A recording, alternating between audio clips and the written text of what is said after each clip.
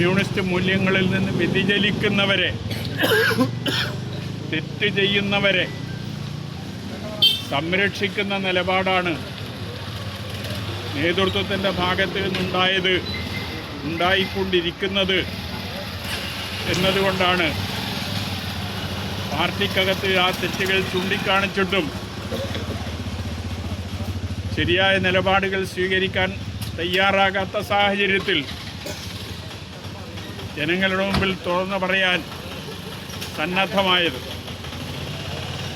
അങ്ങനെ തുറന്നു പറഞ്ഞതിൻ്റെ പേരിൽ പാർട്ടിയിൽ നിന്ന് പുറത്താക്കാനുള്ള, പാർട്ടി അംഗത്വത്തിൽ നിന്നുൾപ്പെടെ പുറത്താക്കുന്ന നിലപാടാണ് പാർട്ടി ജില്ലാ കമ്മിറ്റി സ്വീകരിച്ചത്. ഇതിനകം മാധ്യമങ്ങളിലൂടെ നമുക്കത് മനസ്സിലാക്കാൻ സാധിച്ചിട്ടുണ്ട്. ഞാൻ നേരത്തെ സൂചിപ്പിച്ചതുപോലെ ഒരു കമ്മ്യൂണിസ്റ്റുകാരനായി തന്നെ ജീവിത അവസാനം വരെ തുടരുമെന്ന കാര്യത്തിൽ ഒരു തർക്കവുമില്ല.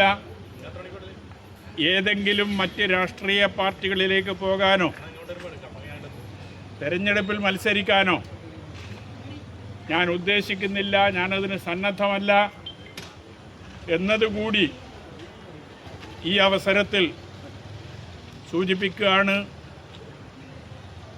ഈ പയ്യന്നൂരിലെ പാർട്ടിക്കകത്തെ സംഘടനാ വിഷയങ്ങൾ സംബന്ധിച്ചും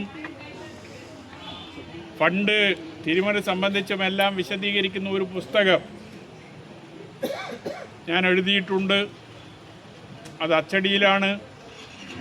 2 ദിവസം കൊണ്ട് ആ പുസ്തകം ലഭിക്കും. അതൊരു പ്രസാധന ചടങ്ങ് സംഘടിപ്പിച്ചുകൊണ്ട് പയ്യന്നൂരിൽ വെച്ച് പ്രകാശനം നിർവഹിക്കണം എന്നാണ് ആഗ്രഹിക്കുന്നത്.